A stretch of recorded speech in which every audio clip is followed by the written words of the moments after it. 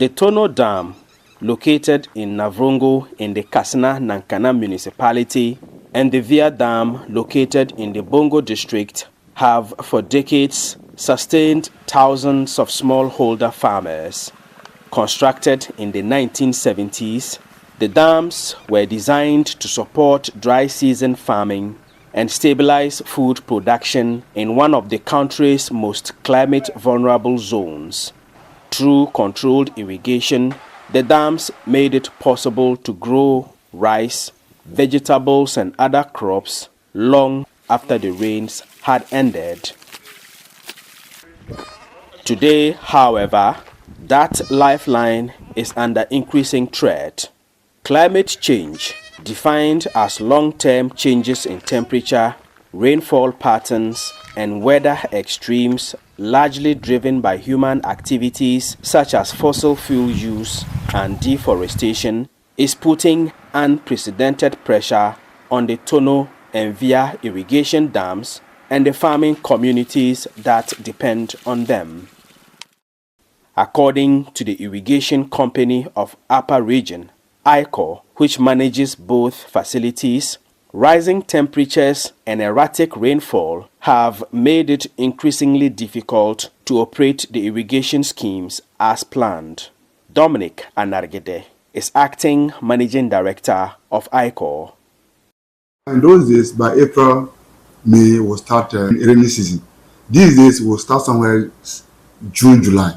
What it means is that we are not longer able to maintain what we call our crop calendar, and we have to give what we call supplementary irrigation. And supplementary irrigation is supposed to just supplement the efforts of the rainfall, but sometimes you end up giving too much water even during that period, and what is left for the dry season is now reduced. Then also, because of rise in temperatures resulting from climate change, then the surface level of the water becomes so hot. So it is estimated that monthly basis it will lose about 2 to 2.5 million cubic meters of water just due to evaporation alone. So if you translate that to a year, then that is a large amount of water that will lose just due to evaporation.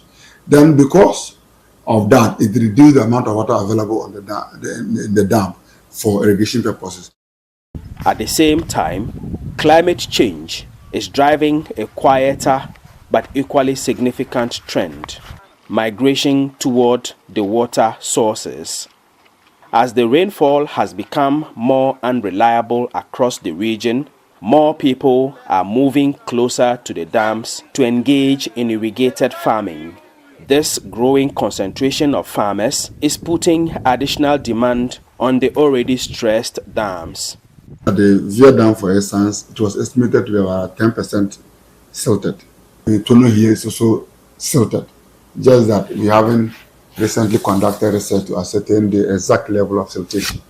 It's because climate change has pushed some farmers to now want to farm around the buffer zone, and that also pushes some debris into the dam. We have been fighting that.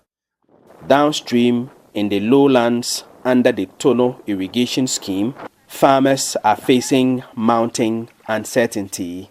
Some currently risk losing their crops because ICOR must halt water supply to allow for canal cleaning and maintenance ahead of the dry season farming window. Farmers were not able to go in the time they were supposed to. The rains did not come for them to start early.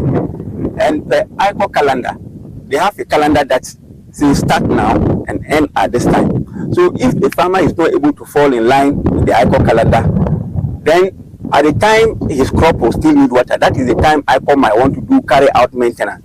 We don't start the season early. The rain pattern too, it doesn't come early, or it comes and goes off. Those are the challenges that we are facing from the project. And if it happens like that, we have low yield.